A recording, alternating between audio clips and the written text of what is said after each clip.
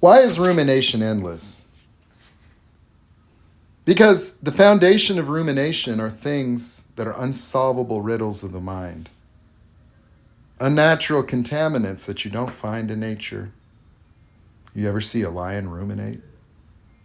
You ever see a dog wonder if it's good enough before it approaches another dog and starts trying to... Insects don't ruminate, do they? No.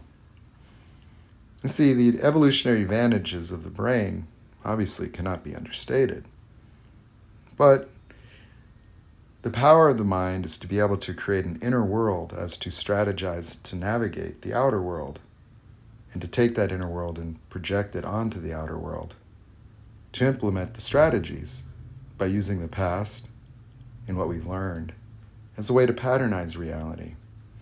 Now, it got tricky when we created language, because rather than just having normal fight or flight reactions to woolly mammoths and saber-toothed tigers, we started to have fight or flight reactions to our devaluing mother, who would look at us a particular way and say mean things that would then make us objectify her and her opinion of us in the same way a lion would be threatened by a big giant hippopotamus. Except you couldn't run away from your mom, so what you had to do to make the fight or flight reaction go away was to make her happy by being perfect for her. So the devaluation would stop and the trigger would go away. And so this pattern has now become a component of the inner reality that you project onto the outer reality, utilizing the little voice in your head to help explain everything around you, to help you understand its significance and what it means about you and to you and what you need to do to make sure you don't disappoint anybody. Don't say no. You know what happened to you as a little kid? That's when your dad brought out the belt and said you're bad. Go to your room. Think about that sadness so that you don't make me look bad anymore, because I'm a narcissist and I don't know how to empathize with children. That's right. And so living in a society where acknowledgement for who you are is replaced by validation for what you do has left you with these questions of self. Like, am I good enough? Is there something wrong with me? Am I broken? And you pattern recognize things that remind you of your brokenness or your not good enoughness or that there's something wrong with you. And you spend a lot of time in your head trying to figure out the answers to those questions. Because as a little kid, you just wanted to be perfect for mommy and daddy, which compelled you to try to figure out what went wrong so that you can go ahead and adjust yourself accordingly.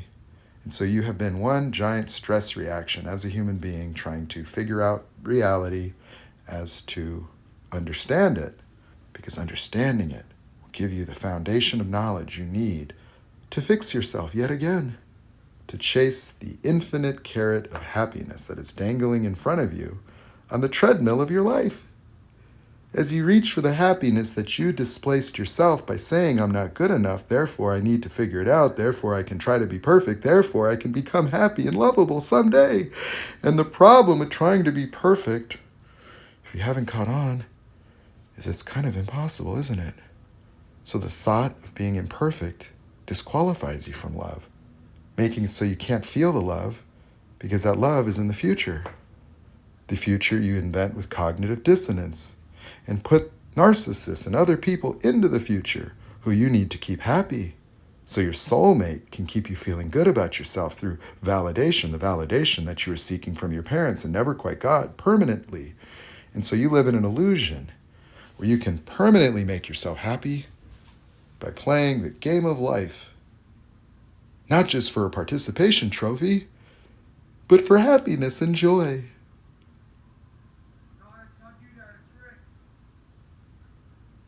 Where happiness is healed and sadness means there's something wrong with you, and so anytime you're sad, you ruminate because that's what got you sent on time out in a society that says you're weak if you cry, and get back out there and be a man, be a woman. Let me tell you what a woman smells like, looks like, and dresses like. Let me tell you what a man is supposed to do as a provider, a breadwinner. And so adopting all these standards and ideals, which have only augmented your own sense of perpetual failure, have done nothing but suspend you in the same perpetual vicious cycles of aspirations that cause you to be depressed and anxious. Drinking coffee to get up, taking Ambien to put yourself down. Wondering why you're not happy, wondering why nothing really makes you happy. Thinking that maybe I need to get my needs met. That's right, let me get in a relationship to get these needs met. Or I'll feel abandonment. Abandonment as an adult is a really interesting feeling to have. Does that not seem a little unnatural for somebody with an iPhone, a car, a little bit of money in the account, and already existing shelter over your head? Did your narcissist put you in a stroller with a little note that said, I couldn't handle Timmy anymore, so I'm abandoning him and leaving him under your care. Tomorrow is back and biceps day. He's going to need at least 34 grams of protein and pre-workout. And you need to tell him that his shoulders are growing and that he looks very masculine. Otherwise, he's going to think that he's not good enough and blame you for it. So, abandonment fear. How did that become everybody's problem? 40-year-olds feeling abandoned, feeling not good enough in a relationship, dealing with someone with their own mental health, thinking that it's my job to cure narcissistic personality disorder by being sexy and listening to them ruminate about their trauma and blame me for it. You trying to win the Nobel Peace Prize by curing mental illness through people-pleasing, are we? Looking for answers to hopefully find a cure, to see if they can change. If they loved me, they would change. Being left to do nothing but analyze yourself as a perpetual numb robot now that all your people-pleasing strategies have not worked. You haven't got enough validation to trust anybody cares about you.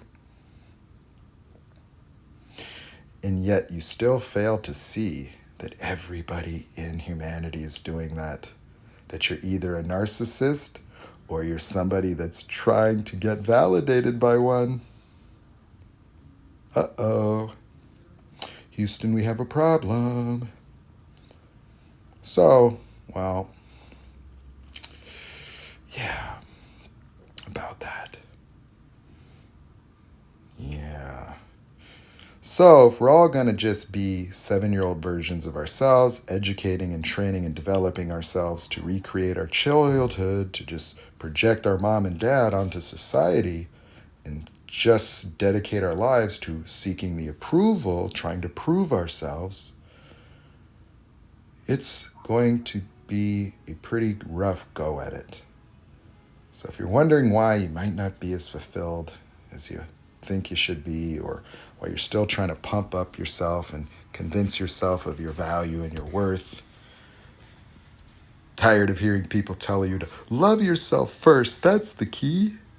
But you're like, bitch, I can't love myself. I'm not perfect yet. Once I'm good enough and healed on my healing journey, and I figure out once and for all what's wrong with me, if I find the right book or the answers online, then I'll be happy. You starting to have any doubt? Starting to wonder, could this really be all there is? All the promises that they made to me as a child just don't seem to be panning out? Well, if you're having those types of thoughts, I assure you, you're not alone.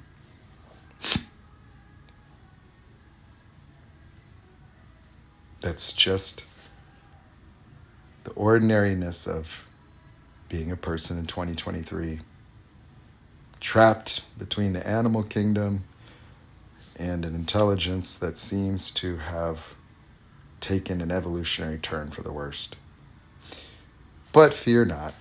Truth of the matter is that human beings have long discovered that there is another way. You should be curious about that. What life might look like outside of the boundaries of your perpetual self-induced state of suffering